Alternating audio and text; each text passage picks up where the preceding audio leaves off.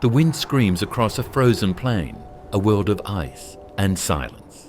Snow sweeps over a land of ice and bone.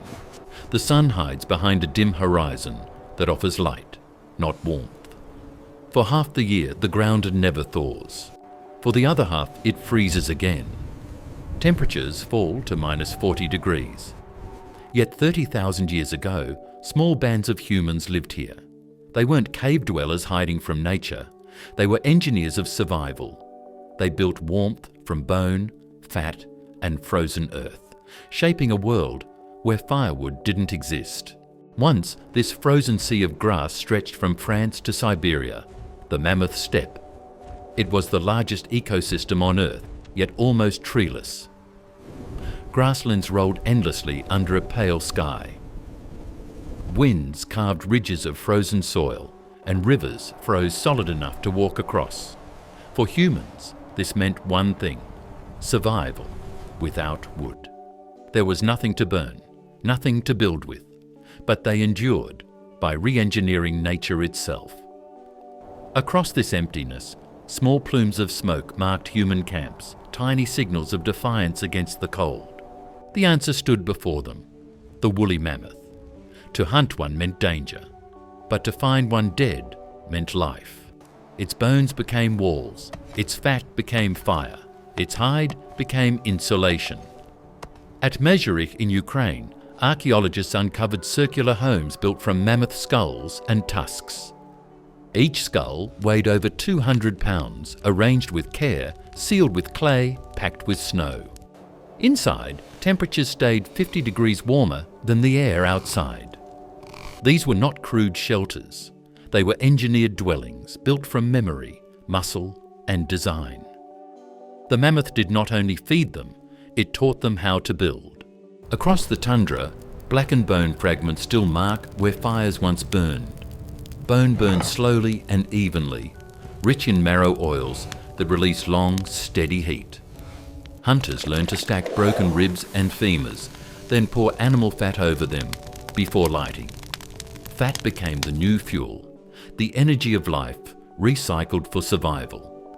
Rendered in stone basins, it fueled small lamps carved from ivory and bone.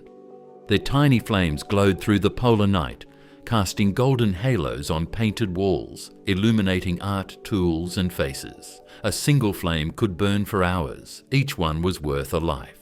When even bones and fat ran low, people turned to what the herds left behind. Dried dung, pressed, stacked, and stored, became the new firewood. It burned hot and clean. The grass eaten by mammoths and reindeer was returned to flame. Hunters gathered dung during migration seasons, stacking it under hides, keeping it dry for months. In a treeless world, nothing was waste. Even the earth's refuse became fire. Fire alone wasn't enough. The shelters themselves became thermal machines. At Dolny Věstonice, in what is now the Czech Republic, builders dug homes beneath the frost line. Entrances faced away from the wind. Roofs were buried in soil and snow. Walls were layered with hide, moss, and clay, trapping every wisp of warmth. Inside, the air stayed warm hours after the flames died. Modern experiments prove these homes maintained interior temperatures of nearly 15 degrees Celsius, while outside it remained below -30. They were not huts. They were heat batteries designed by instinct and perfected by experience. Fire gives life, but without air it kills. And so, Ice Age builders mastered airflow centuries before architecture was born. Small vents near the ground drew oxygen in. Roof openings released smoke and moisture.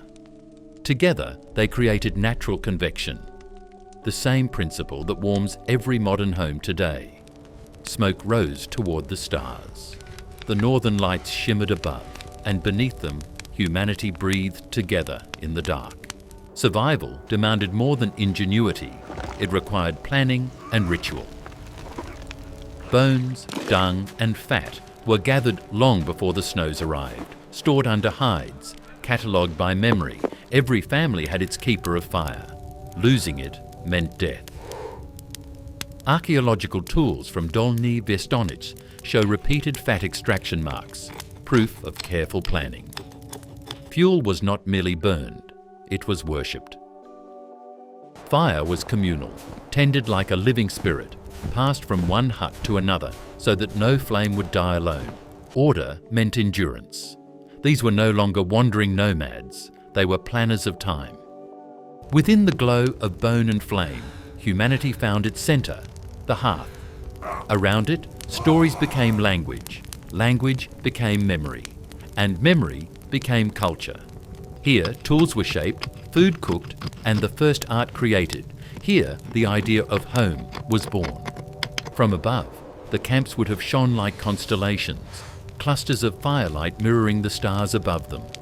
Each flame was shared, not owned. The hearth became the first symbol of cooperation and of civilization itself.